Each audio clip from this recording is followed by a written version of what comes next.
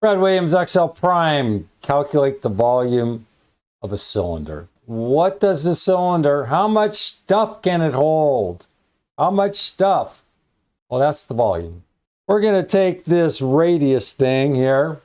We're also going to take the height. We're going to go pi times b5, which is our radius squared, times the height.